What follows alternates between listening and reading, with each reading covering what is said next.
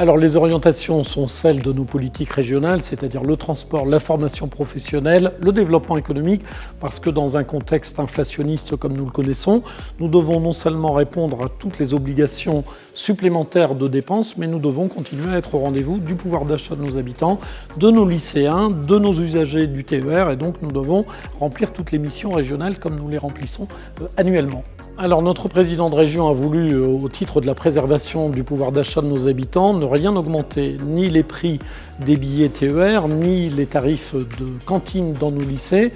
C'est en maintenant ces tarifs au plus bas possible, et par rapport à d'autres régions de France, nous faisons l'effort de ne pas les augmenter, tout en augmentant les aides au transport des particuliers pour aller travailler, la conversion des véhicules au bioéthanol, l'aide à la garde d'enfants. Donc nous accentuons le volume financier d'aide aux habitants sans augmenter les tarifs qui dépendent de l'institution régionale.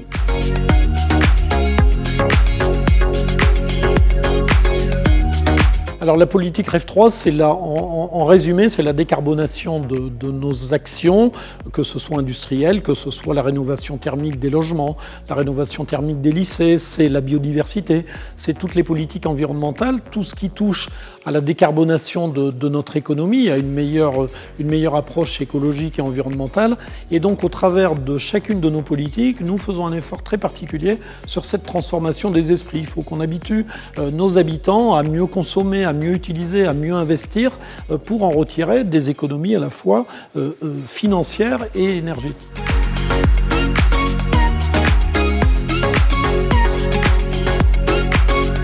C'est effectivement une nouvelle politique d'approche des territoires, comme la Pradette a été mise en œuvre entre 2016 et 2021. Là, la nouveauté, c'est que nous nous adressons aussi aux 3249 communes qui comptent moins de 2000 habitants. Voilà, les petites communes, ou présumées comme telles, ont enfin un accès direct à la région. Nous allons les aider dans leurs projets, en leur demandant effectivement que tous les projets portés par les communes soient des projets avec une dimension, je l'ai dit, troisième révolution industrielle, donc très vertueux, des projets très vertueux pour la rénovation de leurs bâtiments, pour des économies d'énergie, pour le changement d'éclairage public, un tas de dispositifs particuliers.